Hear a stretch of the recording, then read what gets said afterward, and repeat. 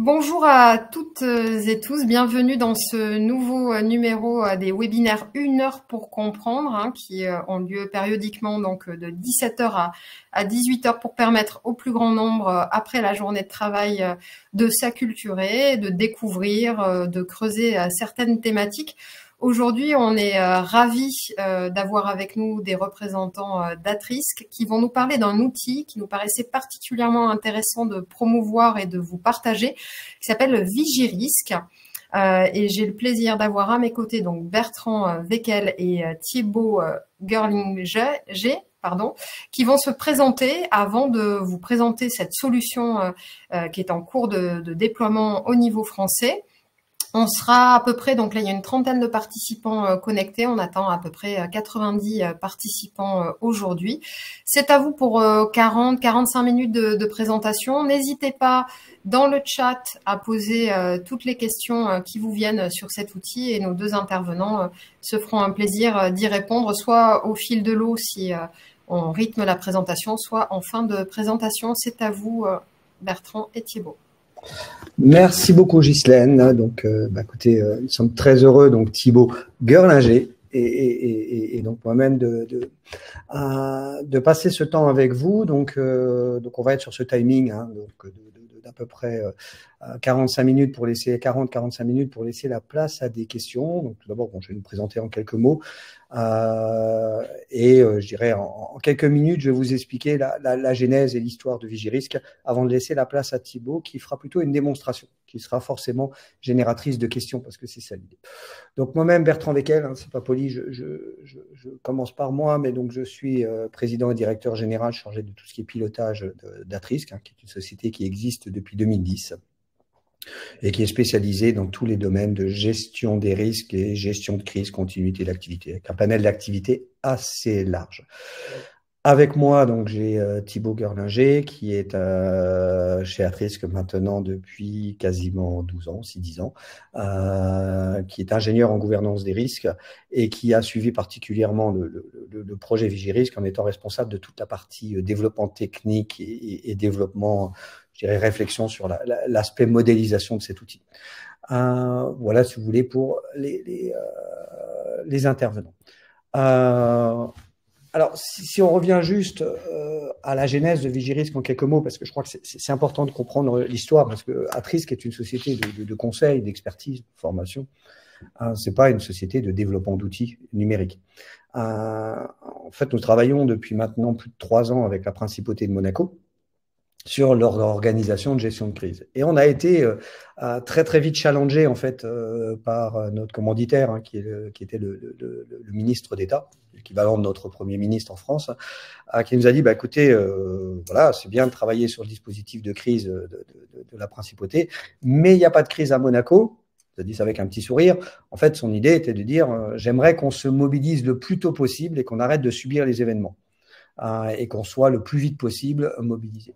Et donc, on a travaillé pendant 2 ans avec les acteurs de la Principauté, des différents services, des différentes entités du territoire, à une réflexion sur comment est-ce qu'on pourrait générer un outil qui permet à la fois de détecter au plus tôt les signaux précurseurs d'une situation de crise, partant de l'idée, en fait, à un moment donné, que l'événement soudain grave de type le tremblement de terre, parce que le territoire monégasque fait partie des zones qui sont menacées par le risque de tremblement de terre, c'est pas le sujet. C'est-à-dire que concrètement, l'événement arrive, il arrive, on sait qu'on doit se mobiliser.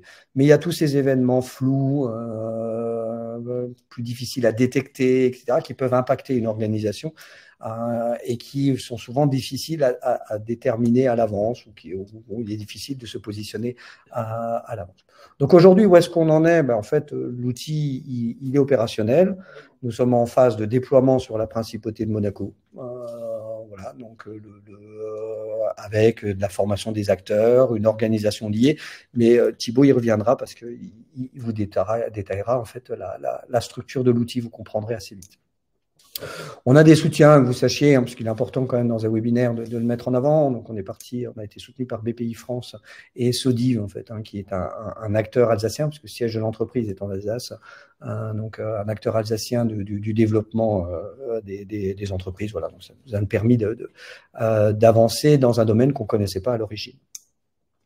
Alors juste pour comprendre en 2 mots ce qu'est Vigirisque, dans toutes les... Alors, vu les profils des participants au webinaire, je m'adresse à des gens, je ne m'adresse pas à des néophytes aujourd'hui, donc plutôt à des gens qui sont intéressés, acculturés à la problématique de la maîtrise des risques. Dans toutes les problématiques de maîtrise des risques, ce qu'on voit souvent, c'est qu'en fait, on est sur des liens de causalité. Dans toutes les analyses, méthodes d'analyse des risques, etc., nous cherchons en fait des effets dominos, des événements qui génèrent telle chose, etc. On a toujours des liens de causalité. Mais ce qui peut faire à un moment donné une situation de crise sur un territoire, dans une organisation, dans une filiale d'un grand groupe, etc., c'est la concomitance. C'est-à-dire qu'il arrive telle chose en même temps que telle ou telle autre chose. Prenons un exemple sur le territoire de Monaco, c'est pour raconter une histoire. Vous avez un paquebot qui arrive avec plusieurs milliers de personnes à bord. En soi, c'est un événement comme un autre, mais cet événement arrive alors qu'en même temps, nous avons une problématique de pollution de l'air très très forte, avec une autre problématique sur le trafic routier, et puis un effet de houle qui fait qu'on ne pourra pas réembarquer à la bonne heure et qu'on risque d'avoir beaucoup de gens. Ça commence à générer une situation qui pourrait peut-être devenir complexe. Situation réelle qu'a vécu la principauté de Monaco, qui fait que le matin, ils ont un paquebot qui arrive, et le soir, tout d'un coup, ils se retrouvent à devoir héberger plusieurs milliers de personnes, sachant que rien n'était prévu pour ça, parce que les gens ne peuvent pas réembarquer. Donc, ce qui fait à un moment donné, quand on est dans une situation complexe, ça peut être des événements dits concomitants. Et en fait, l'esprit de Vigirisque est là, c'est de dire à un moment donné, on a des objectifs dans une organisation. Donc, typiquement, sur la principauté de Monaco, on est parti des objectifs du gouvernement de la principauté de Monaco. Et de ces objectifs, on va chercher tous les signaux précurseurs qui, à un moment donné, vont dire attention, il y a peut-être quelque chose qui va avoir de l'impact sur vos objectifs. Et derrière, en fait, on a pensé toute une organisation liée à l'outil qui vise à dire on alerte les bonnes personnes, on mobilise les bonnes personnes pour qu'à un moment donné, on se pose déjà des questions du style est-ce que ça vaut le coup qu'on mobilise une cellule d'anticipation? Est-ce qu'on doit alerter notre décideur? Est-ce qu'on doit se mettre autour de la table? En fait, est-ce que c'est le signe de quelque chose de plus grave, ce qui est en train de se passer, ou est-ce que c'est juste à monitorer et à veiller? Voilà l'esprit, en fait, de Vigirisque. Donc, Vigirisque, c'est une application. L'application, c'est la face visible de l'iceberg, en fait. C'est surtout une solution organisationnelle qui s'appuie sur un applicatif et qui vient aussi questionner tous les effets silos qu'on a dans toutes les organisations, parce que globalement, ce qu'on a pu voir sur la principauté, mais on a fait d'autres modèles, on a fait travailler avec des métropoles, on est en train de travailler avec un département sur un exemple sur la notion de l'enfance, on travaille avec des grands comptes. Ce qu'on est en train de voir, en fait, aujourd'hui, c'est que toute organisation rencontre la même difficulté. L'information, elle est connue, mais elle est connue souvent dans des silos. Et comment, à un moment donné, partager de l'information qui peut avoir des conséquences pour Pierre, Paul ou Jacques, ou pour tel autre service, sans créer une transversalité. L'idée de Vigirisque est aussi là, c'est de créer derrière une transversalité.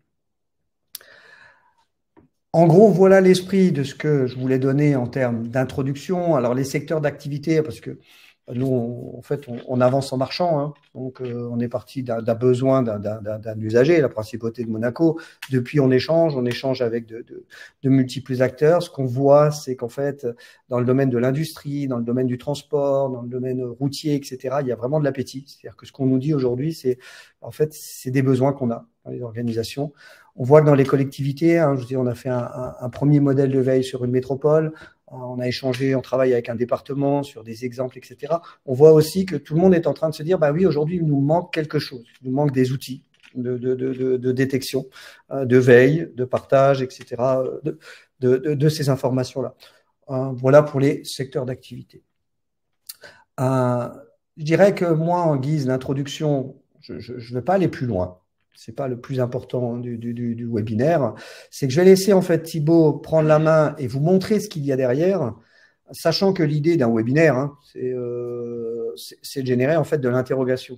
C'est de votre part du questionnement, du débat d'idées, peut-être aussi des réactions du style, en fait, moi, j'en vois pas l'intérêt. Enfin, voilà, soyez libre, hein, c'est ça, hein, ça sert à ça, hein, un webinaire au sein d'une structure comme la FPCNT, c'est de pouvoir échanger.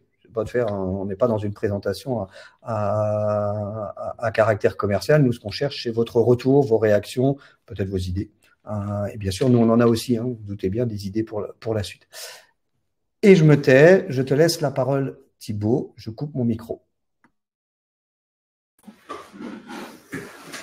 Merci. Alors, on va aller directement sur l'outil Vigirisque que je vous projette là au niveau de l'écran.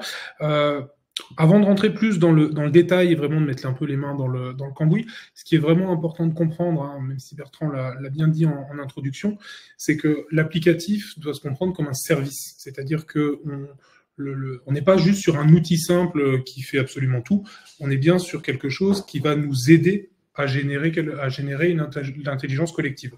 Donc, quand on va rentrer dans l'outil, l'objectif final, il est de provoquer une intelligence collective, c'est-à-dire de mettre les gens autour de la table et qui se posent cette question de est-ce que c'est le symptôme de quelque chose de plus grave. Et ça, c'est important bien de le garder, on va dire, dans l'esprit de Vigirisque et surtout pour comprendre un petit peu les choix qui ont été faits, notamment techniques derrière. Donc, bien sûr, le territoire monégasque, là, c'est l'exemple qu'on prend. Hein, l'interface que je vous projette, c'est une modélisation. Une modélisation, elle est faite pour un client, pour une organisation. Bien entendu, tout est adaptable. Là, c'est un exemple, c'est l'exemple de Monaco, avec, vous allez voir, les 7 diagrammes, on va y revenir, mais bien sûr qu'on peut avoir d'autres cas, par exemple, j'ai une modélisation à côté qui est plutôt sur une métropole, où là, on va retrouver plutôt 4 diagrammes. Ça, c'est notre départ, va bien sûr être de bien cerner le périmètre et de bien cerner les enjeux et qu'est-ce qu'on vient mettre sous scope, qu'est-ce qu'on veut veiller, qu'est-ce que l'organisation, quels sont ses enjeux, ses objectifs et qu'est-ce qu'il faut veiller, quel est le périmètre. C'est bien entendu la première phase et la partie qui est la plus importante dès le départ. Donc, sur Vigirisque, comment se présente le tableau de bord? Il y a trois grandes zones. Une première qui est la modélisation. Vous voyez donc les sept diagrammes, hein, humaines, technologiques, images, notoriété, etc. Ça, c'est la première grosse partie du tableau de bord, et c'est ce qu'on appelle la modélisation. Il y a 2 autres parties qui sont en dessous, donc que sont les événements, avec notamment une représentation de type cartographique, et une partie contexte. Ces 2 éléments, j'y reviendrai un peu après. On va d'abord s'attarder sur la première grosse partie, qui est la modélisation. Cette modélisation, on pourrait la comparer à une organisation ou à une espèce d'arbre, entre guillemets, assez systémique, qui est basé, on va dire, avec un système qui comprend des sous-systèmes et qui, à chaque fois, se décompose en sous-systèmes. L'objectif de cette modélisation, c'est qu'à partir des enjeux et à partir des grands domaines d'activité, parce que qualité environnementale, bien vivre, technologique, c'est ce que nous, on appelle dans notre jargon un domaine d'activité, c'est un enjeu, c'est un élément, et ben on va venir définir tout ce qui va pouvoir... tout ce qui va être à veiller, ou tout ce qui va composer ce domaine d'activité, et c'est ce qui va former cette modélisation. Alors, comment déjà on arrive à avoir ces domaines d'activité? Eh ben, la question, elle est assez simple, c'est qu'est-ce que je dois veiller, qu'est-ce que je dois... quels sont les enjeux principaux?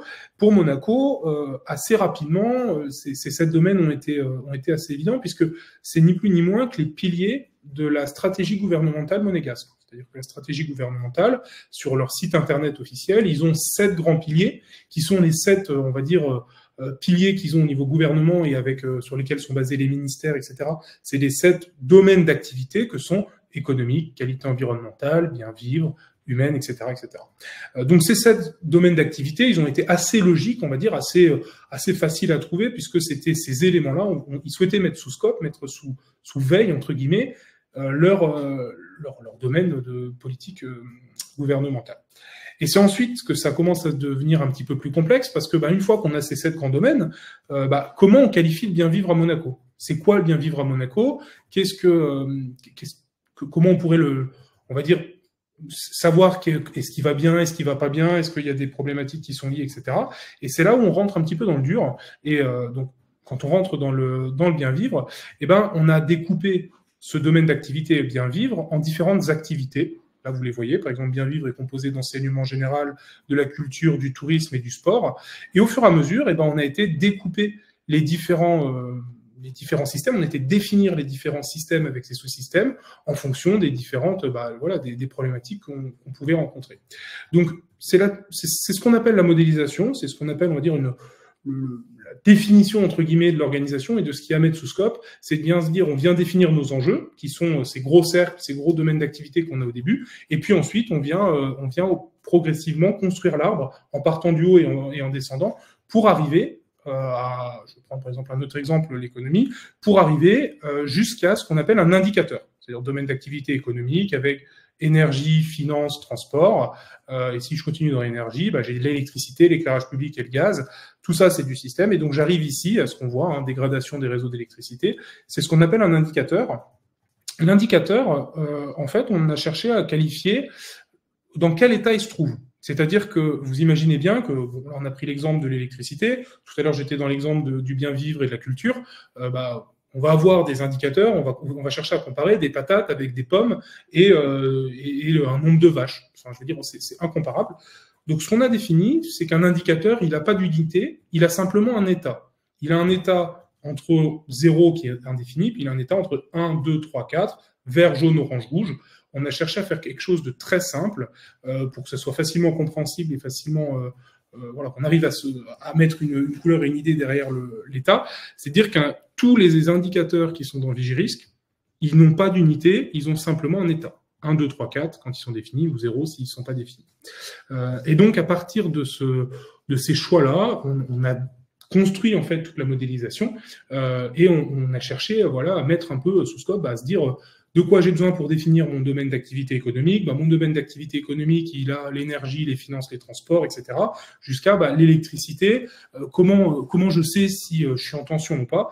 Là, on a été voir les experts métiers et on leur dit, directeur de leur équivalent d'EDF ou de leur réseau d'électricité monégasque, qu'est-ce qui fait que pour toi, tu vas te retrouver dans une situation où tu es un petit peu en tension, où tu commences à te dire que là, il faudrait pas grand-chose pour que le grain de sable vienne venir dans ton organisation et qui pourrait te mettre un petit peu en tension.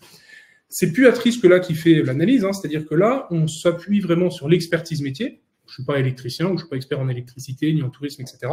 C'est plutôt, on les aide sur la méthode, mais on a été voir chaque référent d'activité, chaque référent de métier, électricité, santé, les pompiers, le tourisme, l'office du tourisme, etc. Chaque référent métier en leur demandant, on a besoin de définir comment l'électricité se porte en ce moment, comment le tourisme se porte en ce moment, etc. C'est quoi ton indicateur ou tes indicateurs clés qui te permettent de te dire, je suis plutôt bien, et j'ai plutôt de la marge un petit peu, ça va, je suis pas en tension, ou au contraire, là, mon effectif, il est trop restreint, ou là, je suis en tension parce qu'on a trois problèmes dans 3 quartiers différents, et il faudrait pas grand-chose pour qu'on soit en limite de rupture, etc. Donc, c'est ces experts métiers qui ont été nous définir les indicateurs, et nous, on a fait ce travail avec chaque partie de modélisation, chaque métier, justement pour avoir une modélisation qui soit la plus cohérente possible et qui se base sur l'expertise des gens et sur l'expertise, justement, des métiers. Donc, une fois que ce travail-là, il est réalisé, une fois que tous ces métiers ont été consultés, où on a réussi à avoir quelque chose de cohérent, on a une modélisation. Sauf que cette modélisation, vous imaginez bien que si jamais chacun doit venir saisir manuellement des états sur les indicateurs, ça devient très vite lourd organisationnellement et c'est pénible à faire. Personne n'aime se rajouter du travail pour le plaisir. Donc, on a cherché à automatiser un maximum les choses. L'idée étant que, à un moment donné, il y a des éléments. Je prends par exemple un nombre de personnes ou une vigilance météorologique ou même si je reviens sur le tableau de bord pour changer un petit peu, prenons la qualité de l'air. L'indice de qualité de l'air, aujourd'hui, ce sont des données qui sont accessibles, c'est-à-dire qui existent déjà, qui sont numériquement dans des databases, etc., dans des bases de données. Et donc, ça ne servait pas à grand-chose de mettre un humain pour saisir une donnée qui existe déjà numériquement. Donc, on a créé, en fait, ce qu'on appelle des capteurs, c'est-à-dire c'est ce qui va faire le lien entre un indicateur et une donnée. Et autant un indicateur va être caractérisé par son état, 1, 2, 3, 4, vert, jaune, orange, rouge, autant un capteur, il peut avoir une unité de mesure. Et par exemple, sur l'indice de qualité de l'air, il y a différents stades dans la qualité de l'air qui partent de 0 à 10, etc. Il va avoir une unité. On va par exemple, si je vous prends un autre exemple, si on revient sur l'histoire du transport, On va avoir l'état du trafic SNCF, ça va être un nombre de trains, ça va être un ratio. L'état du trafic routier, ça va être un nombre de véhicules par heure. Ou encore l'état de la visibilité atmosphérique, ça va être un nombre de kilomètres. Et ben, tous ces capteurs vont venir renseigner les indicateurs, c'est-à-dire qu'il faut imaginer que le nombre de véhicules, par exemple, par heure, qui composent l'état du trafic routier, on va lui mettre des seuils qui ont été définis par les experts métiers. Donc, le capteur va renvoyer un nombre dans une moulinette avec les seuils, et ces seuils vont transformer, on va dire, cette donnée qui a une unité, qui est, on va dire, un chou, et ben on va le transformer en une unité en un indicateur qui a plus d'unité et qui va pouvoir être comparé entre guillemets et qui va pouvoir être mis dans la modélisation. Et c'est comme ça qu'on arrive à avoir un tableau de bord que vous voyez ici avec différentes couleurs, hein, je vais y revenir, mais on arrive à comparer des choux, des patates et des carottes par exemple, parce qu'on a fait ce travail de dire une unité. Donc qu'est-ce qu'on cherche à veiller? L'expert métier nous a dit, moi, mes niveaux d'indication, indicateurs, c'est tel truc, tel truc, tel truc. OK. Où est-ce qu'elle est la donnée? Est-ce qu'elle existe automatiquement ou pas? Si elle existe automatiquement, on se débrouille pour qu'elle vienne se renseigner automatiquement dans Vigiris. Donc ça, c'est la première possibilité, c'est si jamais on est sur de l'automatisme. Si on n'est pas sur de l'automatisme, dans ce cas, on a une possibilité de saisie manuelle, et dans ce cas, le service s'organise pour qu'une fois par jour, une fois par semaine, une fois par mois, on vienne renseigner l'indicateur et se qualifier. C'est par exemple l'état l'exemple type, par exemple, c'est les pompiers. Au début, on cherchait à qualifier un nombre de potentiels opérationnels journaliers, un nombre de véhicules disponibles, un nombre de personnes disponibles, etc. On s'est vite rendu compte, en discutant avec les pompiers monégasques, que ça n'avait pas trop de sens. Et donc, on est arrivé sur la conclusion qu'en fait, l'indicateur sur la sécurité civile et sur l'état, on va dire, des sapeurs-pompiers, c'était plutôt on va dire au centre opérationnel des sapeurs-pompiers, donc l'officier qui est en charge de la bonne couverture des secours sur un territoire, de le qualifier à partir de sa connaissance métier, et ça c'est assez facile à faire, puisque lui, il est déjà 24 heures sur 24 dans son centre opérationnel. Donc par exemple, tous les jours, c'est l'officier de garde qui renseigne est-ce qu'ils sont plutôt en tension, est-ce qu'ils sont plutôt pas en tension, à partir de son analyse, qui est basée forcément sur le nombre de véhicules disponibles, le nombre de ressources humaines disponibles, l'état des risques, est-ce qu'il y a des choses particulières sur la principauté, sa connaissance, est-ce qu'on est un 14 juillet, est-ce qu'on est un 1er janvier, etc. Enfin voilà. Et c'est là où on va avoir cette dualité, c'est-à-dire à la fois des choses qui remontent automatiquement, comme une vigilance météo, un indice de qualité de l'air, etc. Il n'y a pas d'intérêt que ce soit un humain qui rentre automatiquement dans l'outil, et des analyses métiers quand c'est nécessaire et quand on a des personnes ressources disponibles qui viennent dire, bah voilà, moi je pense qu'aujourd'hui on est plutôt dans le vert parce qu'on a ce qu'il faut, ou au contraire on est plutôt dans le jaune, dans l'orange, en rouge, parce que justement on est en tension. Et si je reviens sur ces couleurs, j'y suis passé assez rapidement, mais vous aurez compris que le vert, c'est quand on n'est pas en tension, c'est quand le service, voilà, globalement on est sur un niveau nominal. Le jaune, c'est quand on va commencer à devenir, où on sent que voilà, on est un petit peu en état dégradé, on arrive à faire face, mais on est un peu en état dégradé. L'orange, c'est quand on arrive sérieusement en tension, et jusqu'au rouge, où là, on est quasiment au niveau du seuil de rupture. Donc, ça, c'est pour la partie modélisation et indicateur-capteur. Je vais m'arrêter là, je ne vais pas aller plus loin parce que il n'y a pas forcément d'intérêt, mais s'il y a besoin, on y reviendra dans les questions. Mais maintenant, il y a une vraie question qui pourrait paraître toute bête, et pourtant on y a passé du temps, c'est comment on fait remonter les couleurs. Est-ce qu'à un moment donné, si je prends l'exemple de qualité environnementale, un indicateur jaune, il doit remonter jaune tout au long de la file, et à l'inverse, pourquoi est-ce que là j'ai deux éléments jaunes qui passent en orange? Eh ben, c'est là où je suis revenu tout au début, là, juste après que Bertrand m'ait redonné la parole sur ce qui est important. Souvenez-vous, c'est l'objectif de Vigirisque, c'est d'être une veille des signaux précurseurs et de se dire, est-ce qu'il n'y a pas des petites choses qui nous font dire qu'il faudrait qu'on se mette autour de la table et de mobiliser de l'intelligence collective? Mobiliser de l'intelligence collective, ça ne veut pas dire qu'on va déclarer une guerre nucléaire ou qu'on va rayer du paysage la principauté de Monaco. Ça veut aussi dire que peut-être qu'on a des signaux comme du trafic routier qui est à l'arrêt et un niveau de pollution qui est très fort, mais peut-être que c'est juste, on va dire, passager, et que d'ici 2 heures, quand les bouchons de fin de bureau et que le paquebot avec les 2000 personnes, il sera reparti au large, peut-être que ça va aller mieux et qu'on n'a pas grand-chose à faire. Et donc là, quand on a cherché à faire remonter ces couleurs, etc., c'est ce qu'on avait en tête, c'est de se dire, ok, l'objectif étant de mobiliser de l'intelligence collective, il faut qu'on soit assez sensible et que ne disqualifie pas automatiquement une information. Et donc, on arrivait à la conclusion qu'il fallait mettre 3 règles. La première, c'est de dire, un élément d'un niveau N doit forcément remonter à au moins le niveau N, le niveau de l'état, tout au long de la chaîne. C'est l'exemple de qualité environnementale. J'ai l'IQA, donc l'indice de qualité de l'air qui est en jaune. Forcément, tout le long de la chaîne, ça remonte en jaune. C'est assez logique. C'est ce qu'on appelle une pondération, une hypervigilance, mais c'est assez logique. Après, la deuxième règle qu'on a mis en place, qui fonctionne en permanence en même temps dans l'outil, c'est de dire, si j'ai deux choses qui sont, on va dire, qui ont un petit caillou dans la chaussure. Par exemple, j'ai le rayonnement international où Monaco commence à être sérieusement, on va dire, avoir un impact dans tous les journaux au moins européens et les médias européens, et qu'en plus on parle de la partie gouvernement ou la partie vraiment principauté, les deux ensemble peuvent s'agresser, peuvent justement faire effet boule de neige et peuvent rentrer en résonance. C'est par exemple l'autre exemple qu'on pourrait donner, c'est voilà, le service des urgences qui est en effectif, il leur manque 3 infirmières. Bon, ok, c'est pas sympa, c'est pas cool, mais pris isolément, c'est quelque chose qu'ils arrivent à gérer de leur côté, avec un temps d'attente qui va être allongé, etc., c'est une chose.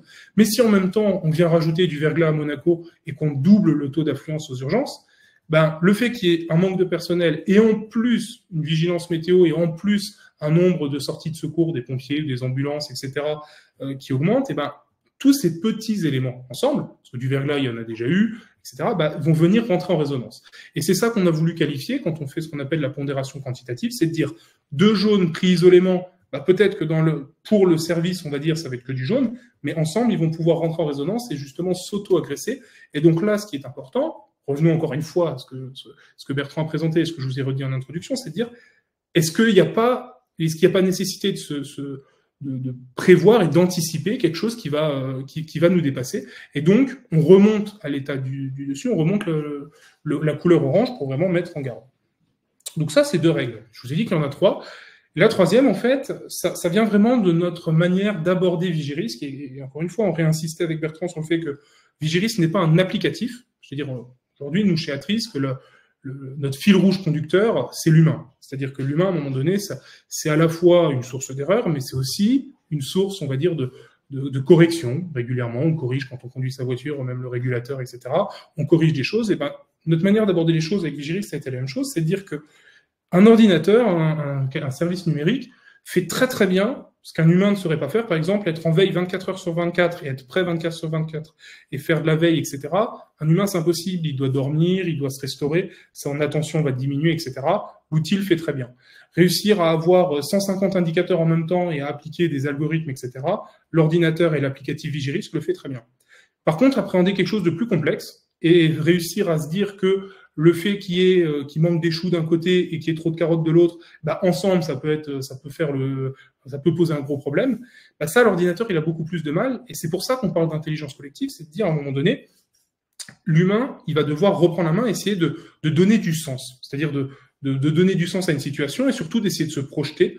Et c'est pour ça qu'on a introduit cette 3e règle. La 3e règle, c'est quoi? C'est de dire, si jamais tu as quelque chose qui bouge de manière assez soudaine, d'un coup, j'ai un indicateur qui est dans le vert, et d'un coup, il va passer vite en orange ou en rouge.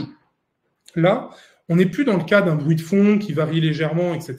Là, on est vraiment sur, même plus un signal faible, on est quasiment sur un signal fort, et c'est de se dire, là, il faut que tu mobilises assez rapidement et que tu dises aux humains, allez regarder ce qui se passe. Est-ce que c'est une défaillance du capteur, et c'est simplement que, d'un coup, on a 150 motos qui sont rentrées dans le territoire et qui ont compté donc 150 véhicules, alors qu'en fait, c'est que des motos parce qu'il y a un rassemblement pour je ne sais quelle cérémonie, etc. Ou est-ce que c'est quelque chose de plus important parce qu'en fait, on a beaucoup de personnes qui arrivent sur le territoire et que ce n'était pas forcément prévu. Enfin, l'idée, c'est vraiment de provoquer cette intelligence collective et cette pondération manuelle va te dire, l'humain, regarde, j'ai une augmentation soudaine dans telle partie de modélisation, regarde ce qui se passe. Est-ce que c'est le symptôme de quelque chose de plus grave ou pas? On revient sur la question que Bertrand vous présentait en préambule. Donc, la modélisation fonctionne comme ça avec ces 3 règles. Et ce qui est important de comprendre, c'est bien qu'on part de données qui sont avec des unités de mesure, qu'on vient à partir de seuils et grâce aux experts métiers transformer en des indicateurs qui n'ont plus d'unités de mesure et qui sont comparables entre eux. Et là-dessus, on a basé une modélisation assez systémique et sous-systémique pour venir qualifier l'état des domaines d'activité qui sont les principaux enjeux de l'organisation. Ça, c'est la partie modélisation. Vous imaginez bien, là, je vous l'ai simplifié et présenté en un quart d'heure, 20 minutes. Et Man Monaco, une fois qu'on a terminé ça, ils ont dit OK, super, mais nous, dans l'année, on a un petit événement, pas grand-chose, qui s'appelle un Grand Prix de Formule 1. et où là, concrètement, on nous rebat toutes les cartes. C'est-à-dire que la circulation sur une grande partie du territoire est impossible, les pompiers, il y en a beaucoup plus, il y a beaucoup plus de police, on double ou triple, on quadruple les effectifs, etc. Enfin, ça nous change beaucoup de choses. Comment on peut le prendre en compte ? Et c'est là où on s'est rendu compte qu'il y avait un intérêt justement à prendre ce qu'on nous on appelle des événements, et c'est pour ça qu'on retrouve cette carte des événements hein, qu'on retrouve en dessous sur le tableau de bord, qui est de dire comment on vient faire interagir ces événements. Alors ça peut être un match de foot, ça peut être une cérémonie, le 14 juillet, ça peut être un grand prix, ça peut être un événement culturel, ça peut être tout un tas de types d'événements, mais comment on va venir qualifier, comment toujours dans cette démarche de veille des signaux précurseurs, on va pouvoir qualifier cet événement et le prendre en compte. Et au final, on arrive à la conclusion qu'en fait, un événement, je le prends, on va pouvoir qualifier plein de choses, son rayon d'action, ses dates, etc. Mais on va surtout plutôt dire, si je prends mon exemple de match de Ligue des Champions, on sait que forcément, ça va venir impacter le transport. D'une manière ou d'une autre, les supporters ils vont bien devoir venir. S'il y a 20 000, 30 000, 40 000 personnes, on va avoir un afflux de 30, 40 000 personnes qui vont venir. Donc les transports vont être sous tension. Pareil sur l'énergie, pareil sur les forces de l'ordre, pareil sur la santé, etc. Donc en fait, ce qui va se passer, si vous reprenez par exemple l'activité transport, dès qu'on vient renseigner un événement, il y a une case qui va venir se rajouter là, donc il y aura une case par événement, hein. Si j'en avais rajouté 3, on aurait 3 cases. Et donc le référent d'activité va venir qualifier l'événement. Est-ce que sur le transport, le match de Ligue des Champions, il va vraiment me mettre en difficulté ? Non, concrètement, il ne va pas me mettre en difficulté parce que j'ai que des bus dédiés, j'ai que des parkings dédiés, on sait gérer. Concrètement, ça ne m'a jamais posé de problème et j'estime qu'il n'y a pas de problème. Donc, je le laisse en vert, tout va bien, ça ne m'agresse pas plus que ça, mais je sais qu'il y a le match de Ligue des Champions ici. À l'inverse, oui, parce que la principauté, je ne peux pas augmenter la taille des routes. Je vais avoir des bus, oui, certes, mais qui vont me créer beaucoup plus de bouchons. Donc là, dans ce cas, je vais venir le qualifier en 2, 3, 4, etc., avec un commentaire. Et donc, le principe de fonctionnement, c'est-à-dire que là, vous voyez, le transport passe en jaune, non pas parce qu'un indicateur est en jaune, hein, tous les indicateurs sont toujours en vert, mais parce qu'on a un événement qui arrive et qui va justement nous agresser. Donc encore une fois, on est sur une veille de signaux faibles, on est jaune, mais parce qu'on anticipe quelque chose qui arrive. Et donc c'est comme ça que ces événements sont pris en compte dans la modélisation. Ils viennent sur une activité, hein, donc une activité c'est une part du diagramme circulaire, hein, transport, finance, énergie, santé, gestion de l'eau, etc. Ce sont des activités, et donc viennent directement sur les activités, les agresser ou pas. Typiquement, sur le Grand Prix de Formule 1, pour les pompiers, quand on a été leur demander, le Grand Prix de Formule 1, pour vous, c'est un problème ? Non, absolument pas. Ils ont 10 fois plus d'effectifs que d'habitude. Il y a 3 casernes supplémentaires qui sont créées tout autour, etc. Donc, on nous dit, le territoire n'a jamais été aussi bien couvert que dans cette période-là, parce que l'enjeu est tellement fort qu'on ne peut pas circuler, etc. Donc, pour les pompiers, un Grand Prix de Formule 1, il reste vert. Par contre, pour l'énergie, là, ils sont un peu plus en seuil de rupture. Donc ça, c'est la partie événement qui vient taper, on va dire, qui vient agresser la modélisation à partir justement de ce qui a été défini et des différentes activités. À l'inverse, on a une partie contexte. La différence entre événement et contexte, ça va être de se dire, la partie événement, on va pouvoir la définir à la fois de manière spatiale et à la fois de manière, je dirais, temporelle. On sait dire que le match de Ligue des Champions, il commence à 20h, il termine à minuit si on prend en compte le fait que les supporters restent un petit peu, boivent un coup, etc. Et on sait dire qu'il a lieu dans tel stade de foot. Donc, si on prend le stade de foot, on peut mettre un périmètre de 250, 300, 400 mètres tout autour du stade. Et c'est localisé à la fois en termes de temps et en termes d'espace. À l'inverse, un contexte, il peut être spatialement défini, c'est-à-dire que par exemple, le conflit israélo-palestinien, on sait que c'est dans la zone de l'Israël, etc. On sait le définir. Par contre, bien malin sera celui qui arrivera à nous dire quand est-ce qu'il va se terminer. Pareil pour la partie colère du monde agricole, pareil pour plein de choses. C'est des choses qu'on peut définir soit spatialement, soit temporellement, mais pas les deux. C'est-à-dire qu'aujourd'hui, si on prend l'exemple, je ne sais pas moi, du Ramadan ou de la fête de Noël, on sait dire que la fête de Noël, c'est le 24 ou 25 décembre. On sait dire que le Ramadan, il tombe tel jour ou sur telle période, etc. Par contre, il concerne le monde entier, ou du moins, on ne peut pas dire de manière très précise qui va être concerné ou pas. Et donc, l'idée du contexte, c'est qu'il n'agresse pas du tout, il ne rentre pas du tout dans la modélisation, etc. C'est uniquement, entre guillemets, un petit pense-bête. C'est uniquement, on va dire, quelque chose qui va nous dire « Hey, pense qu'il y a ça qui se passe en ce moment ». Les contextes, les personnes qui vont voir le tableau de bord, hein, ils vont pas le découvrir, c'est quelque chose qu'ils savent. On pourrait y mettre la rentrée scolaire, on pourrait y mettre ce genre de choses. C'est des éléments qu'ils ont entendus dans les médias, c'est des éléments qui sont de la vie courante. Mais par contre, pris dans l'étude, on va dire, ou dans le problème qu'ils sont en train de traiter, et les signaux faibles qui sont en train de remonter dans Vigirisque, vont avoir tendance à les oublier. Pour la petite histoire, c'est quelque chose qui a été créé, parce que dans l'équipe, on a une personne qui s'appelle Ludovic Pingano, qui était à la cellule interministérielle de crise, et c'est lui qui a apporté cette idée-là en disant, mais quand nous, on a eu les attentats de Strasbourg, les attentats de Nice, etc., à chaque fois, on est passé à côté de choses toutes bêtes, qui étaient de dire, on est la veille des vacances scolaires, on est la veille des épreuves du bac, on est machin, etc. Et nous, dans nos réflexions, on était tellement focalisés sur comment on traite cet attentat, qu'est-ce qu'on fait des écoles, qu'est-ce qu'on fait des hôpitaux, etc., qu'on est tous passés à côté. Alors que tout le monde dans la salle le savait. Et donc, c'est quelque chose qui permet de nous ramener aussi sur les différents contextes qui sont en cours. Voilà sur la présentation, on va dire, générale de Vigirisque.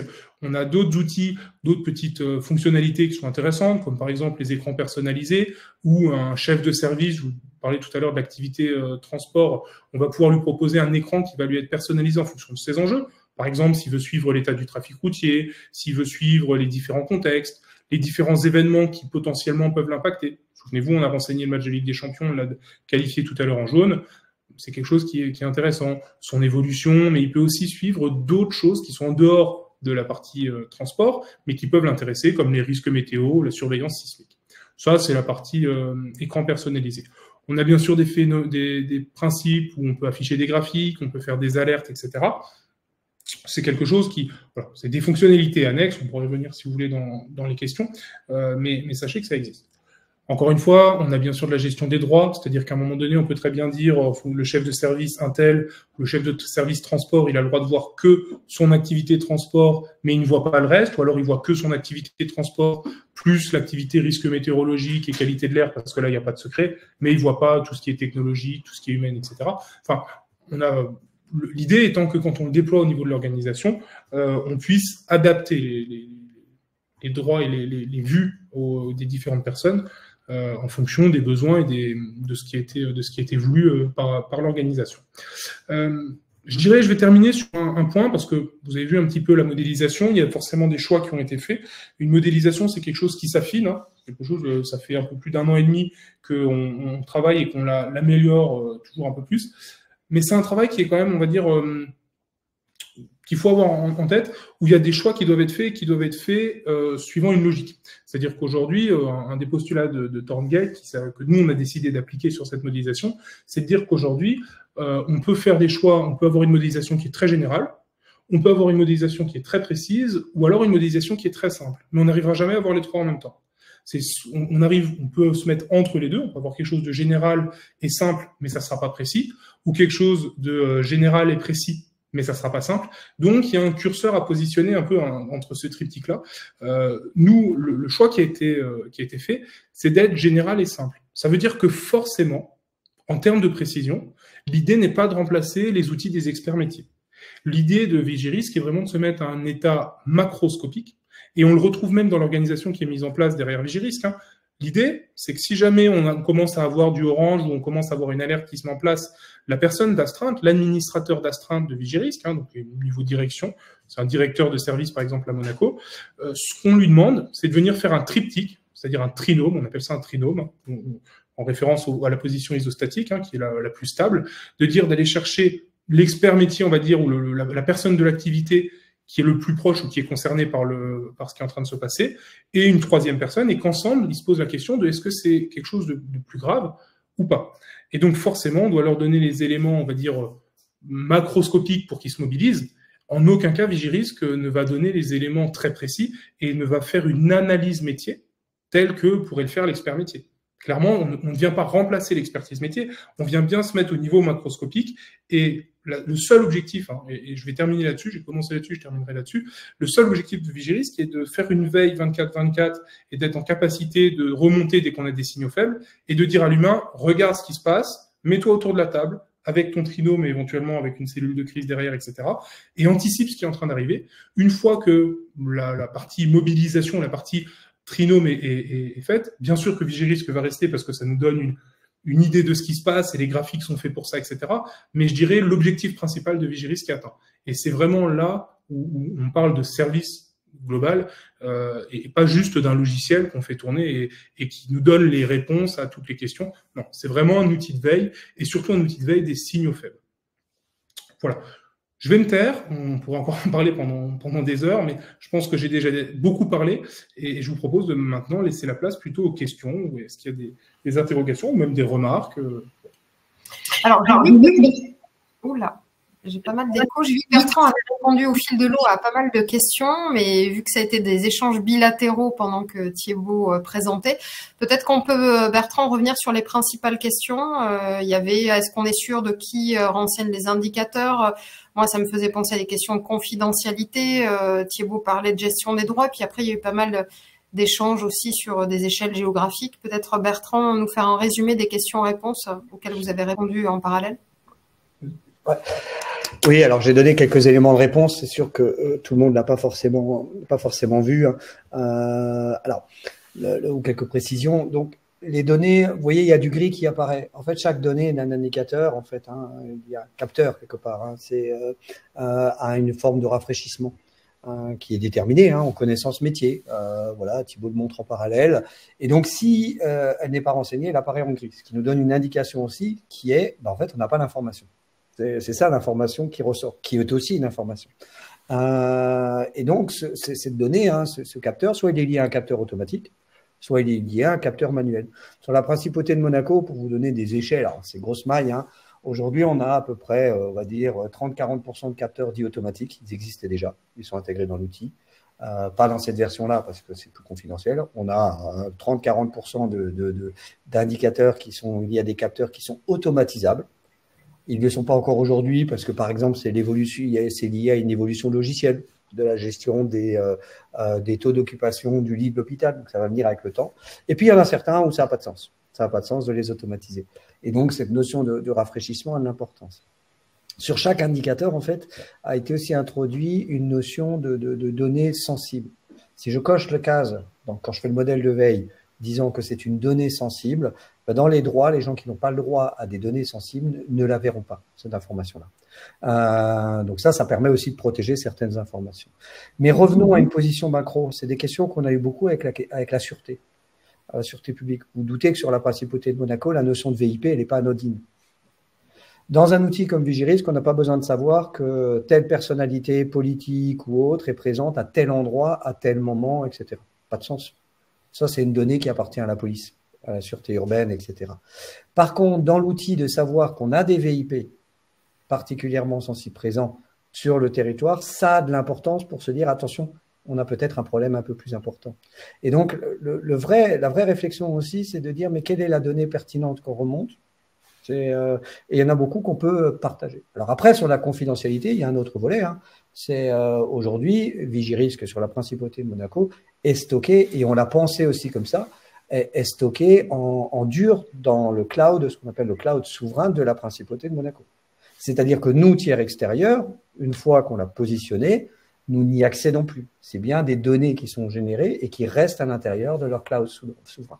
Et on se rend compte à l'échange avec différents utilisateurs potentiels que c'est le besoin. Le besoin est de l'intégrer dans les propres systèmes d'information parce que c'est connecté à des flux de données qui existent déjà, etc. Et qu'à un moment donné, il ne faut pas générer une faille vers une structure à l'extérieur. Voilà, ça c'est un élément sur lequel j'avais apporté des éléments de réponse. Deuxième question, c'était la question de l'adaptation du modèle à une évolution de stratégie. C'est bien pour ça qu'en fait, vous voyez sur le côté que la modélisation est un menu administrateur, c'est-à-dire que ça nécessite aucun paramétrage et aucun développement, pas besoin de développeur pour ça. Donc, je peux faire évoluer mon modèle de veille sur la base d'un retour d'expérience. Je peux changer les seuils des indicateurs ou des capteurs, etc. Donc voilà. On le voit avec... Alors, je ne sais pas pourquoi j'ai autant d'écho, mais on le voit avec l'explication de Thibaut, c'est quand même une structure de modélisation qui est très itérative et qui nécessite de toute façon d'être adaptée s'il y a des événements particuliers. Mais il y a une question de Stéphane Cartier qui est judicieuse, mais du coup, en termes d'investissement, au-delà et vous allez nous dire à peu près combien ça a coûté à Monaco, combien ça coûte si une intercommunalité, par exemple, ou une commune souhaite bénéficier de ce superviseur Vigirisque aujourd'hui, combien ça coûte et en termes de ressources humaines derrière pour le faire vivre finalement et animer, parce qu'on voit que derrière il y a un enjeu d'animation. Thibaut nous disait en fonction de certains seuils ou de passage d'indicateurs à un niveau de couleur ou à un changement rapide d'indicateur, il va falloir finalement concerter, réunir. Enfin, en termes d'investissement du coup, à la fois financier, je dirais à la mise en place et dans le temps et humain, qu'est-ce que vous pouvez nous dire là-dessus? Alors, je vais prendre les fonctions dans la question dans le déjà commencer à aller sur les ressources humaines disponibles. Et je vais vous donner l'exemple de ce qu'on a fait sur la Principauté de Monaco. Sur la Principauté de Monaco, on a pris un dispositif d'astreinte qui existait. Il existait déjà une fonction d'astreinte, qu'ils avaient donné sur un certain nom, etc. Et ben en fait, on lui a donné dans l'organisation simplement une nouvelle fonction qui était, alors ils ont appelé ça administrateur GVIM, mais en fait c'est une fonction d'analyste, qui est dire que dans sa semaine d'astreinte, cette personne-là reçoit en fait toutes les variations un peu spécifiques de l'outil. Et c'est que tous les jours, en fait, son job, c'est d'aller regarder, par exemple, matin et soir, en disant où en est le tableau de bord. Sachant que n'importe quelle direction, chef de service, direction générale, etc., peut décider de s'abonner. Moi, je peux dire, par exemple, que je veux que s'il y a une variation sur la gestion de l'eau, je sois alerté. Mail, SMS. De la même manière. Donc ça, c'est des éléments paramétrables. Je peux faire le choix d'être informé, mais dans tous les cas, en fait, on n'a pas surchargé la structure. On est allé s'appuyer sur un dispositif d'astreinte existant. On est venu fiabiliser avec des centres opérationnels existants, mais là, il faudrait que je vous détaille un peu plus l'organisation. Par contre, derrière est venu se greffer des éléments plutôt de formation et de méthode en disant, mais quand je reçois une variation, qu'est-ce que j'en fais de cette info ? Comment je la questionne, en fait. Donc, c'est là qu'on est venu introduire des principes de fiabilité, en disant, quand vous la regardez, si vous ne savez pas répondre facilement à la question de qu'est-ce qui se passe, etc., ça vaut le coup d'alerter votre chef. Mais rebelote, on s'est appuyé sur une organisation existante.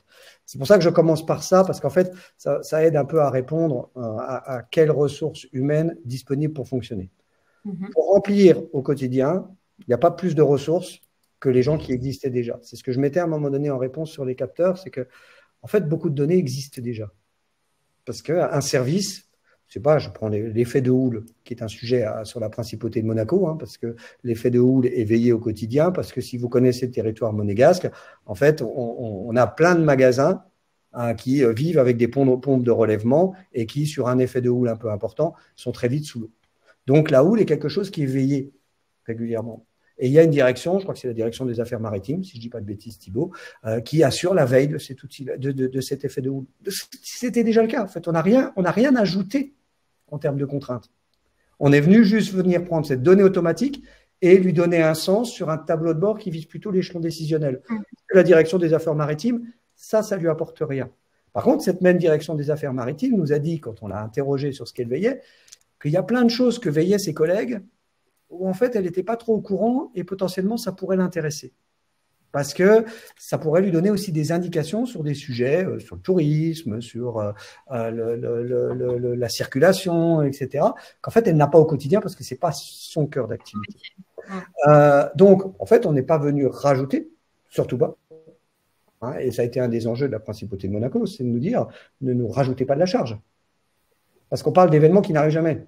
Et on veut se déclencher le plus tôt possible. Donc, à un moment donné, si vous rajoutez de la charge, ça ne vivra pas. Donc, après, sur le modèle économique et le modèle de coût, parce que c'est la question que vous posez, en fait, pour nous, il y a on va dire, trois. Le modèle de coût, il n'est pas basé sur le nombre de ressources, de personnes protégées. Ce n'est pas ça. En fait, le modèle de coût, il est basé un peu comme une approche systémique sur un modèle de veille.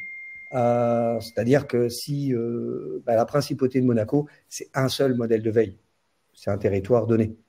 Si demain je donne sur un groupe avec X filiales et que je veux un modèle de veille pour la filiale marocaine, que je veux un modèle de veille, donc on va avoir un raisonnement qui est de dire il faut qu'on fasse un raisonnement pour chacun de ces territoires, etc. Il y a trois dimensions en fait dans le coût de Vigirisque aujourd'hui pour nous, ce qu'on est en train aussi de challenger et on est preneur de retour, c'est dire il y a un temps de modélisation. Là, on considère qu'on a un rôle clé qui est d'aider à modéliser. Il y a créé le premier modèle de veille. Il y a une option qui nous semble pertinente, mais tout le monde n'en voudra pas forcément, c'est d'aider l'organisation, c'est-à-dire de dire il y a un accompagnement organisationnel sur cette donnée, comment vous la gérez dans l'entité. Et après, il y a un transfert, on va dire, de compétences, soit pour que l'entité soit autonome sur son administration du modèle de veille, soit un niveau de service qui va par abonnement juste de l'accès à l'applicatif et de toutes ces évolutions futures, parce qu'en fait, l'idée pour nous, il est là, c'est de créer plutôt un modèle d'abonnement. On sait qu'on va intégrer des évolutions. On a lancé un groupe de travail sur l'intégration de l'IA. Ça évitera que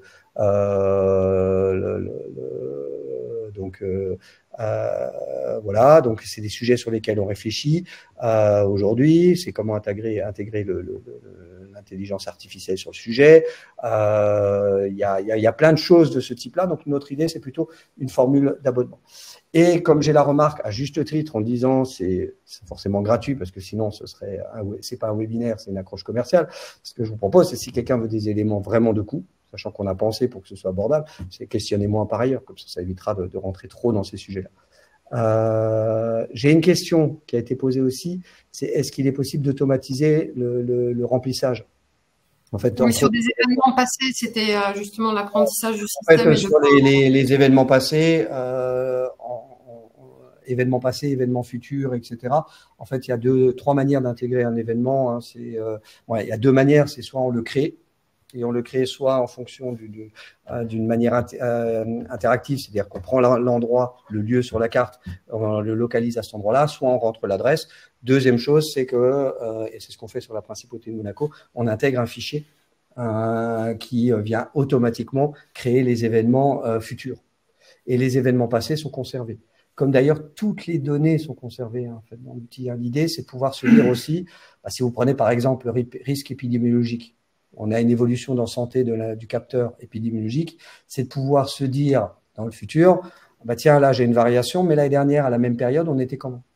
Et c'est pour ça que si vous avez vu avant, Thibaut, dans le tableau de bord personnalisé, il y avait un graphique.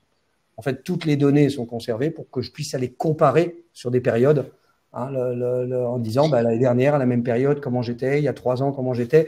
Est-ce que c'est quelque chose qui se passe toujours comme ça ou est-ce qu'on est sur quelque chose de différent? Et du coup, c'est là-dessus que vous voudriez mobiliser l'intelligence artificielle, justement, pour voir un peu les évolutions temporelles et l'apprentissage qu'on peut avoir de ces… Oui, l'idée, elle est là. En fait, l'idée, elle est là. On a lancé un groupe de travail interne. Au début, on était un peu, de manière très transparente, on était un peu réfractaire à l'idée d'intégrer l'intelligence artificielle en disant, comme l'a dit Thibaut, qui était de dire, à un moment donné, on cherche à pousser l'intelligence humaine et l'intelligence collective sur ces sujets-là, parce qu'on est sur la détection précoce des signaux faibles. Mais aujourd'hui, quand on voit en fait ce qui est en train de générer l'IA, on a lancé un groupe de travail interne, hein, on a un chercheur dans l'équipe qui mène actuellement ces travaux pour dire où est-ce que c'est pertinent. Parce qu'il y a un élément sur lequel on va être très vigilant. C'est que derrière cette question de la vigilance, on va se poser la question d'interpeller le décideur en lui disant là, ça vaut le coup de mobiliser une cellule de crise. Il y a le cas de figure où c'est évident que je le mobilise.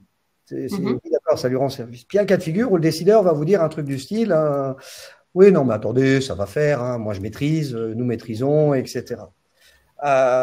Et c'est toujours une des difficultés qu'on a hein, sur les dispositifs de crise, ce moment où on va se dire là, je ne le sens pas et ça vaut le coup qu'on se mette autour de la table. L'événement super grave, catastrophique, ce n'est pas un sujet. Celui-ci, il arrive, on ne se pose pas de questions. Mais prenez l'exemple de la Covid. Hein. Nous, on a accompagné plein d'organisations. Il y en a qui ont commencé à agir et à lancer des cellules de crise en décembre. Il y en a qui, au mois de mai, nous disaient encore, ce n'est pas une crise dans mon métier. Donc, toute organisation a réagi de manière complètement différente.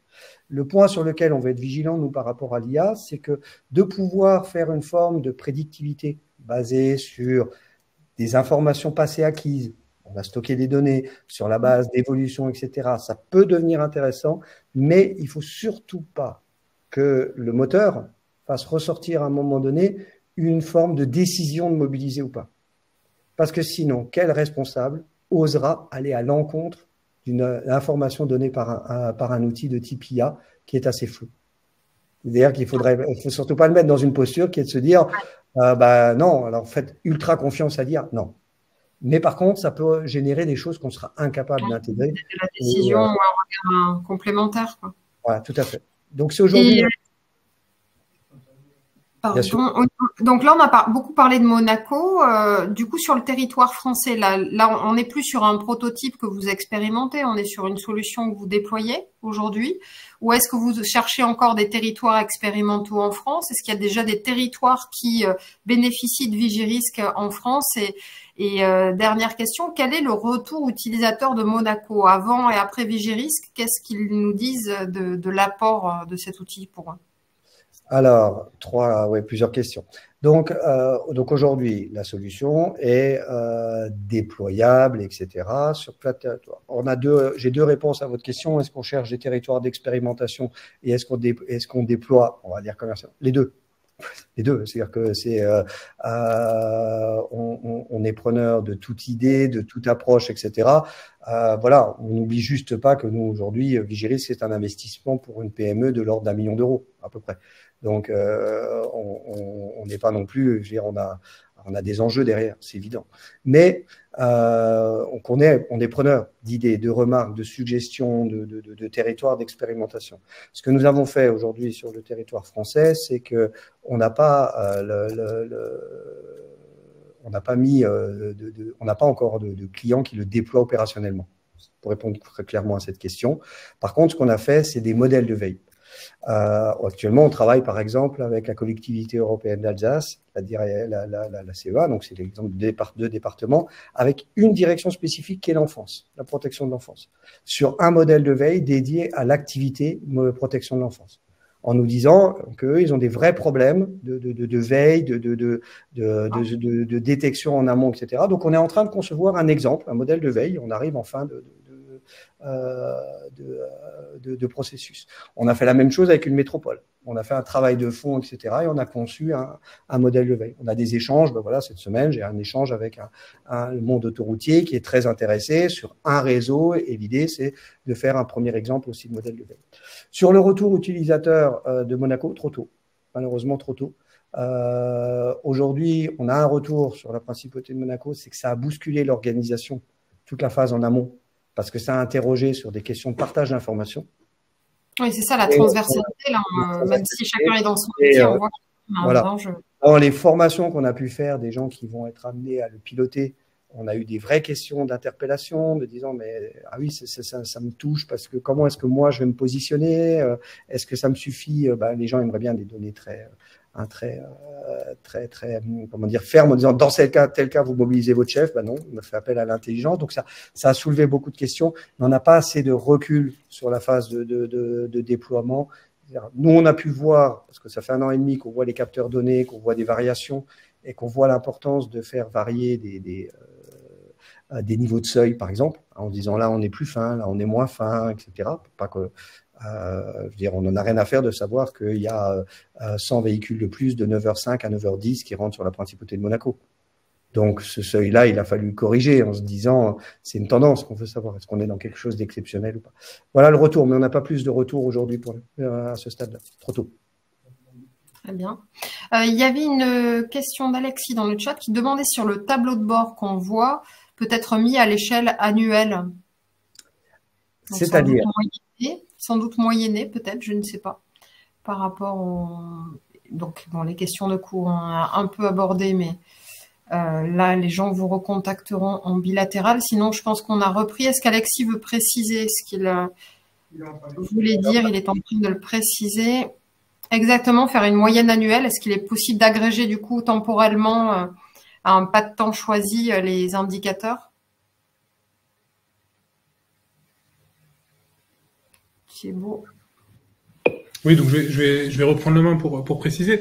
Bien sûr, on est en capacité aujourd'hui de faire ça, et on va même plus loin quand on parlait notamment de l'intelligence artificielle et de la partie prédictive, et justement d'essayer de prévoir. Voilà, c'est peut-être un vœu pieux, mais aujourd'hui, prévoir le futur et anticiper, on est un peu dans ces sujets-là. Et donc, de se servir du passé ou de ce qui va être prédictif, notamment grâce à de l'IA, que ce soit de l'IA générative ou d'autres types d'IA, pour justement essayer de se dire, sur les épidémies de grippe, sur les problématiques de transport, sur les différents indicateurs et les différentes parties de la modélisation, se dire qu'on a une partie passée, une partie présente, une partie future, et essayer de dessiner en pointillé ce que pourrait être une prévision, qu'elle soit annuelle, comme Alexis le disait dans le chat, mais aussi mensuelle, aussi journalière, etc. C'est justement tout le groupe de travail, tout l'objectif du groupe de travail qu'on mobilise sur l'IA, c'est à quel endroit, à quelle zone, parce que vous aurez compris que Vigirisque ne sera jamais un outil avec que de l'IA dedans, parce que nous, notre conviction personnelle forte et notre conviction d'entreprise, entre guillemets, forte, c'est que l'humain a une place. Il ne va pas occuper toute la place, mais a une place. Et donc, l'idée, ça va être de faire collaborer les deux et d'avoir les meilleurs des deux mondes, entre guillemets. Comme je l'ai dit tout à l'heure sur la partie informatique et humaine, c'était d'essayer d'associer leurs forces. Et d'associer en même temps les forces de l'IA. Et une des premières idées, une des premières pistes de travail qu'on a actuellement dans ce groupe de travail, c'est de dire, utilisons l'IA pour justement traiter, puisque ce que Bertrand vous disait tout à l'heure, que tout est archivé et tout est gardé, c'est tout l'intérêt des graphiques aujourd'hui. C'est une première brique, et dire on arrive à voir ce qui s'est passé dans le passé. Ça peut nous donner une idée de est-ce que, parce que je suis au 15 juillet à 9h, j'ai un état de tableau de bord, comment était mon tableau de bord du 15 juillet de l'année N-1 et du l'année N-2, N-3, etc. Et donc aujourd'hui, on n'en est entre guillemets qu'au stade des graphiques, mais derrière, l'idée, c'est est-ce qu'avec une IA, on n'arriverait pas à faire du prédictif? Est-ce qu'on n'arriverait pas à comparer justement ces moyennes annuelles et ces niveaux? C'est justement tout le sujet du développement qui est en cours justement derrière. En tous les cas, Bertrand et Thibaut, un grand merci. C'était particulièrement intéressant de voir tout le raisonnement qui a généré Vigirisque et l'ambition qu'a ce superviseur, cette veille finalement des signaux faibles qui nous remontent pour mieux anticiper les événements. Sur les webinaires 1 heure pour comprendre de l'AFPCNT, on ne présente pas que des solutions gratuites, mais l'ensemble des solutions qu'on trouve particulièrement intéressantes au service du territoire pour s'en saisir ou prolonger les solutions qui leur sont présentées. On se retrouve d'ailleurs très prochainement, donc le 20 mars prochain, pour parler des usages du numérique au service de la résilience des territoires avec Denis Pensu qui assurera sur le webinaire, et on finira par une autre solution sur le mois de mars, le 25 mars prochain, avec Richard Guillande de Signalert qui nous permettra de découvrir son système d'alerte précoce et de cartographie participative pour une France et un citoyen plus résilient. En tous les cas, Bertrand et Thibaut, merci beaucoup. Vous pourrez retrouver donc ce webinaire en replay à partir de mardi prochain. Vous recevrez également de Laurence Bonhomme, qui n'est pas là aujourd'hui, mais qu'on remercie vivement pour la préparation de ce webinaire avec Ludovic Pingano au démarrage. Vous enverra donc un questionnaire de satisfaction, et puis n'hésitez pas à recontacter Bertrand et Thibaut pour en savoir plus sur cette solution et faire appel à eux si besoin. Merci en tous les cas à tous pour votre écoute ce soir et bonne soirée. À bientôt.